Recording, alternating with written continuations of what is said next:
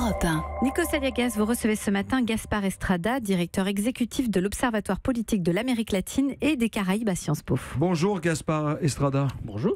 Cette nuit, le plus grand pays d'Amérique latine a basculé dans l'extrême droite après 14 années de gouvernance de la gauche. Jair Bolsonaro était encore inconnu il y a quelques semaines. Personne ne l'a vu venir ? Personne, y compris ses propres adversaires qui l'ont sous-estimé durant cette campagne électorale. Je pense qu'il y a eu un facteur très important, ça a été la tentative d'assassinat qui a eu lieu début septembre, donc au début du premier tour. Le 6 septembre à l'Arme Blanche. Exactement, et qui l'a grandement aidé, puisque tout d'abord il a été à l'hôpital et ses adversaires étaient incapables de le critiquer, alors qu'il était en tête des sondages dès le début septembre. Et au fur et à mesure que le temps s'est écoulé, il a réussi à agglomérer différents électorats. Tout d'abord, un électorat des milieux aisés qui sont radicalement anti le Parti des travailleurs, anti Lula. Et puis par la suite, il a réussi à attirer un vote de milieux beaucoup plus modestes qui sont durement affectés par la crise économique, la crise sécuritaire qui sévit aujourd'hui au Brésil. Et c'est avec ces votes-là qu'il a réussi à obtenir une majorité politique nette, puisqu'il a obtenu 55% des voix. Qui a donc voté pour Bolsonaro ? Gaspard Estrada, voici le témoignage, et vous en parliez, d'un de ses électeurs, Thiago, vendeur de chewing-gum dans la favela de Rio. On l'écoute. Bolsonaro, sûr. Il en a marre de la gauche qui dit « on est gentil, on vous aide ». Mais quand il donnait 10 réals à ma famille, il s'en mettait des millions dans les poches. Alors c'est cool de les mettre dehors. Et moi, je veux de la sécurité. Que les flics viennent chercher les trafiquants. Thiago, interviewé par Sandrine Prioul à Rio de Janeiro. L'élection de Bolsonaro a été très polarisée, virulente, mais on en veut beaucoup à Lula, qu'on soit de gauche ou de droite. Il y a un ressentiment vis-à-vis de celui qui était au pouvoir pendant plusieurs années. Oui, je pense que ce sentiment existe, qu'il a été alimenté aussi par ses adversaires politiques. Je pense qu'il est aussi injuste d'une certaine manière, parce que lorsque Lula était au pouvoir, il y a eu de la croissance économique au Brésil. 36 millions de Brésiliens sont sortis de la pauvreté, mais je pense que en revanche, là où on peut être très critique vis-à-vis du Parti des travailleurs, ce sont les mauvaises gestions de la présidente qui lui a succédé, Dilma Rousseff, qui certes, elle n'a jamais été impliquée, mouillée dans des scandales de corruption, prison, oui. Voilà, exactement. Or, les résultats économiques n'ont pas du tout été à la hauteur. Aujourd'hui, le Brésil vit dans une très grave crise économique, une crise qui s'est approfondie sous les gouvernements de Michel Temer, qui lui a succédé lorsqu'elle a été destituée.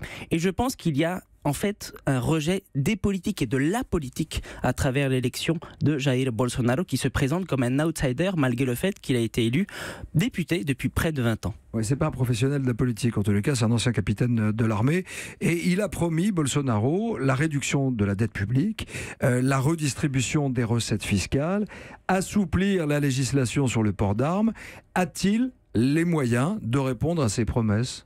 J'ai encore beaucoup de doutes par rapport à cette hypothèse-là, tout simplement parce qu'il n'a pas du tout expliqué durant sa campagne comment il allait s'y prendre pour pouvoir mettre en œuvre ces réformes, tout simplement parce qu'il était, comme je vous l'ai dit, à l'hôpital, et par la suite, il a évité les débats, il ne s'est pas présenté au débat durant cette campagne. Il a fait une campagne virtuelle, il était chez lui, il était blessé, il a même, pour son premier discours, quelques minutes après son élection, il a promis de changer le destin du Brésil, mais sur Facebook. Il a fait un direct sur les réseaux sociaux extrêmement utilisés pour la propagande de tel ou tel parti pendant la campagne. On va écouter Gaspard Estrada, le témoignage de Rosanne. Elle a 51 ans, elle est prêcheuse évangélique dans la favela Carioca de Cantagalo, et elle parle de l'homosexualité, l'un des thèmes de campagne de Bolsonaro. On l'écoute. Dieu a créé l'homme et la femme, Adam et Ève. Il n'a pas fait deux Adam ou deux Ève, il a fait Adam et Ève. Alors là, aujourd'hui, il se promène dans la rue et on ne devrait pas être scandalisé. Est-ce que c'est normal, ça? Non.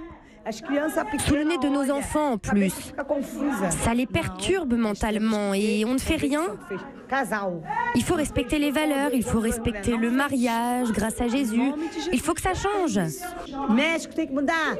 Un pays très catholique, le Brésil. Et Bolsonaro, qui pendant sa campagne a tenu des propos très sulfureux, il a dit notamment dans un entretien il y a quelques années qu'il affirmait qu'il préférait que son fils meure dans un accident plutôt que de le savoir homosexuel.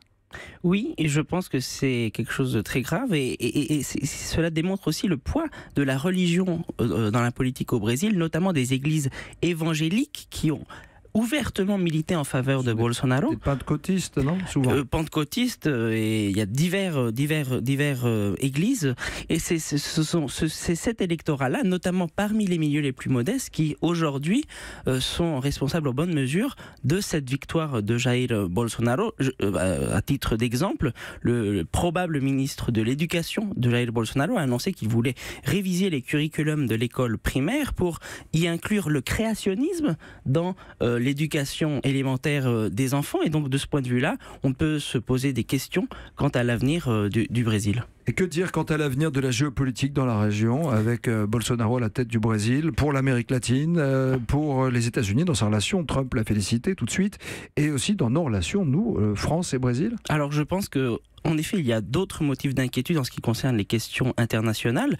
Très clairement, il y aura une filiation, il y aura un rapprochement entre le Brésil et les États-Unis. Mais un rapprochement, pourquoi? C'est ça la question. Monsieur Bolsonaro a indiqué pendant une bonne partie de la campagne qu'il souhaitait se retirer des accords de Paris sur le changement climatique. Il est revenu sur ses propos très récemment. Mais très clairement, pour lui, l'Amazonie, la défense de l'Amazonie n'est pas une priorité. La priorité va plutôt à l'augmentation de la production et donc à la déforestation de l'Amazonie. En ce qui concerne les questions très sensibles, notamment avec la France, je pense à la défense du multilatéralisme. Le Brésil, qui a toujours été un acteur clé de la défense des organisations internationales, eh bien on va voir le Brésil en retrait dans ces organisations. Il a même déclaré qu'il était prêt à quitter l'Organisation des Nations Unies. Donc de ce point de vue-là, il s'agit de mauvaises nouvelles pour les pays qui défendent un ordre international juste et basé sur le multilatéralisme. Nous allons suivre évidemment ce dossier de l'actualité. Merci Gaspard Estrada d'avoir été avec nous ce matin sur l'antenne d'Europe 1. Vous êtes le directeur exécutif de l'Observatoire politique de l'Amérique latine et des Caraïbes à Sciences Po.